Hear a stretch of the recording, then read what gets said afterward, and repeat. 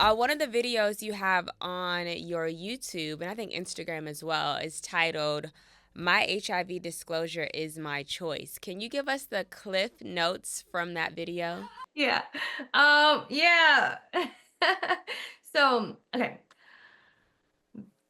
The reason, first of all, I made this video in response to some of the comments that I was seeing, which were you need to disclose before you introduce yourself. You need to disclose before you go on a first date. You need to disclose like just ridiculous things. Like before you say your name, you need to disclose. And I'm just like, you like in the way that I've viewed it, right? Because although I'm not dating, I'm around other people that are younger that are in the dating world, and they're very like it's a very nonchalant, like first dates are very much like preliminary, like are you even someone that I even want to talk to like for more than 5 minutes, you know? And so people don't go on first dates sharing their deepest, darkest secrets and their past traumas and things. Like they don't do that. Like that's not healthy, it's not normal, right? In the dating world, in casual dating. When you're doing it in the kingdom style, like it's a little bit different. It's called courting, and so it's very intentional. Nowadays, dating is not intentional at all, and it's actually just a way to have sex, so that's it. And that is the point that I was getting at. So I felt as though I needed to say something that I knew was going to be a little bit controversial because at the end of the day, of course, disclosure is my choice. Like who I decide to disclose to is up to me. Like, why is it my choice? Because you can't force it out of me. Like, if I don't tell you, you're never gonna know. So, in all, like, if you think like a regular human being, like it is my choice, and it's everyone's their own personal choice. Because unless you can read my mind or like have access to my charts, like you would never know unless I tell you. So actually, yes, it is my choice. But people didn't like it because they felt that it came with like a bit of dishonesty and like false advertisement because like I look a certain way or they think that I am a certain way, but I'm not healthy or whatever the case may be. And so I just wanted the HIV negative community to start having conversations about their own sex practices because I am not responsible. And I'll say it again, I'll say it 1,000 times. No one is responsible for your own sexual health. And people would say, like, oh, well, wouldn't you want the guy who infected you to have disclosed to you? Yeah, I would have appreciated it. But guess what? He did it, and I still slept with him. Granted, the first time also was rape. Like, there's so many things that play into this, and I still do not entirely blame him because I was drunk, I was blacked out, like I put myself in situations that I had no business being in. So while it's not to take away fault on his behalf, like we already discussed how much of a essential like monster this person was, like we're not there's no there is no omitting that. Like I'm not trying to take away from him, but I also know that there is some kind of responsibility and accountability that I need to take within myself. And if I had not done that, I would not have changed. I would have thought that there was nothing wrong in my behavior, that I didn't need any changing, that I didn't need any deliverance, that I didn't need any healing, that I didn't need any self-reflecting because I didn't do anything wrong. Like it was all him. I am poor, woe is me. And you can't live your life as a victim. If you live your life as a victim, you will continue to be victimized. That is life. That is mentality. This is the game that we're in, and it's not to say that what I mean by game is rules. These rules of life that if we do what we can to the best of our ability, we can have some sort of control, whether it's false sense of control, but there are certain things that you cannot control, completely out of your control. Like we could die right now. Like I don't know. I could fall. That's it, heart attack. But there are some things that I can do to perhaps prevent that, right? Like I can maybe work out, eat healthier, do things like that. And so that when it comes to HIV and transmission and sexual transmission and STDs and STIs in general, we are just like from what I saw in my comments and clearly what the general consensus is that the people although there's two people that engage in sex, only one of them is responsible. And the one that's responsible is the one that apparently has the STI or STD or whatever. The other person is just like free to do whatever they want.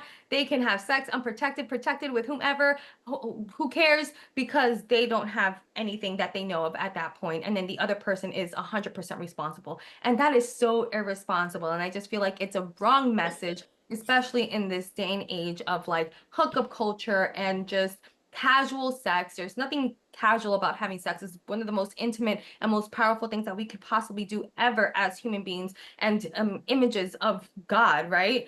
And so like we are literally at that moment creating the power of life and death is within our bodies in that experience. That is extremely powerful.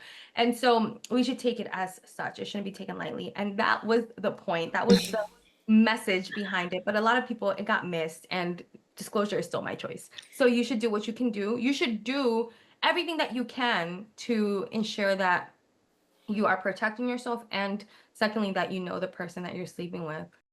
Yeah, so my first time hearing this perspective was 2023, September 2023, I went to the United States HIV and AIDS conference, and I gave a dissertation on my risky dinner party, which is an HIV prevention dinner party that I take throughout the United States. And I educate other Black women about their prevention options and methods to prevent them from getting HIV, right? Black women are the leading cases when it comes to HIV.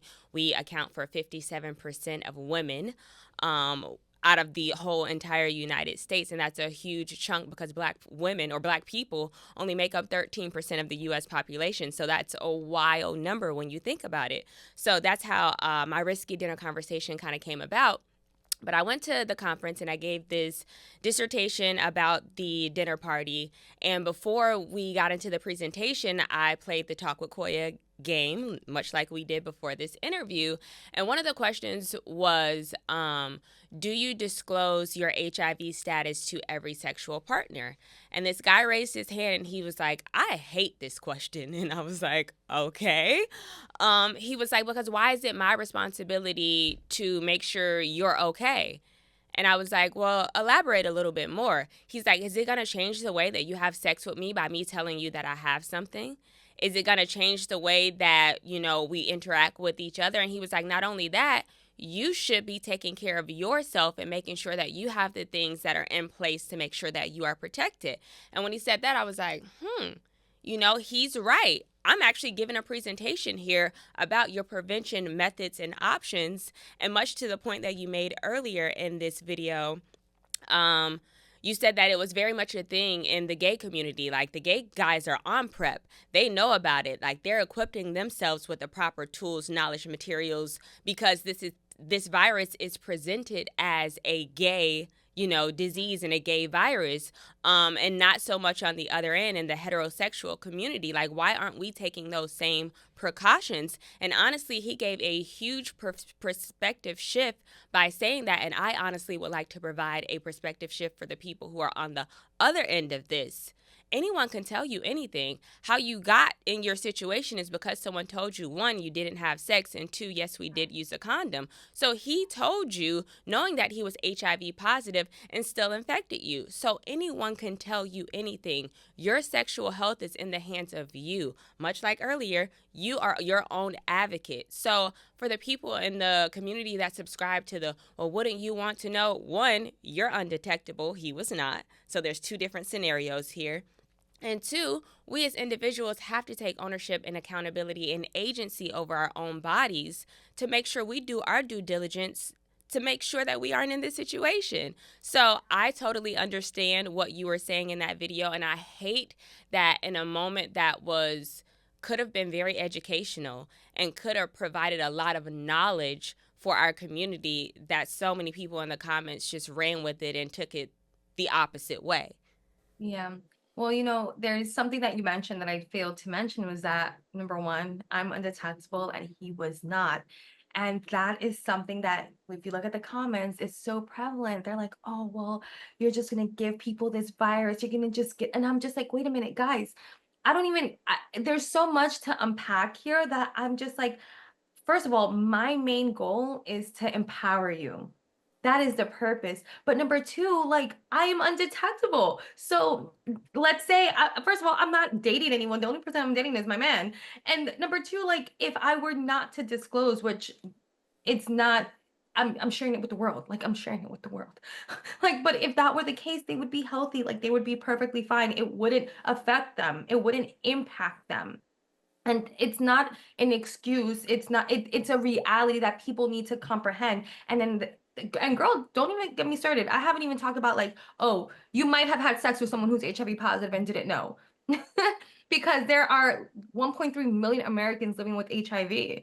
And so, like, and they could be undetectable. And that's the point. Like, you might not know because you didn't end up acquiring HIV because they're undetectable, but you never asked, you never knew. We don't ask these things. And there's just a lot. It is a lot. It's very nuanced, but it is a lot. And I'm glad that you brought that up because, again, he was not on medication, and I take my pill every single day, and that makes worlds of difference. And I think it just is an ode to the ignorance in our community too, because a lot of people don't understand what undetectable means. Undetectable equals untransmittable. You are unable to transmit this virus. So it lives within you and you can't pass it off to anyone else. So the people in the comments, I knew a lot of that hate was spewing from their pure ignorance of not knowing what undetectable means, which is another thing. We have to make sure we are educating our community on that. It helps get rid of that stigma. It helps people not going in your comments saying nasty things because of their own pure ignorance. So, yeah, when I saw that video, actually, a friend of mine sent the video to me, and she was like, "What do you think about this?" And then that's when I had to have the conversation with her. I was like, she's 100% right. I was like, and I did what I just did now. I was like, I first ran across this perspective at the United States HIV and AIDS conference. And that's when I had the shift to be like, they are actually onto something with that because I'm in control of me, no one else. Yeah, yeah. And like you said, anyone can tell you anything. And let's not forget to discuss the fact that although there are 1.3, 1.2 million Americans living with HIV, about 12 to 13% don't know. That's over 150,000 people that do not know that they have HIV and need to get tested. And so sometimes, most times, according to statistics, most times HIV is transmitted unintentionally. And, I could believe that because people really don't like getting tested. So, it could be willful negligence. So is it really unintentional? I'm not exactly sure. But oftentimes people just don't know. They don't know their status. And that's why getting tested is so important because people can say anything. I could tell a person, like, actually, I'm not HIV positive. I don't have anything. And in my mind, I would think that I don't because the last time I got tested was 2 years ago and it came out negative. So there, it is true. I'm not HIV positive because I don't know that I am. And so going just by people what they say is not enough because number one, you can come across someone who lied, like my situation, or number two, a person would just genuinely not know that they're HIV positive and they are. So it's imperative that we take our sexual health into our own hands.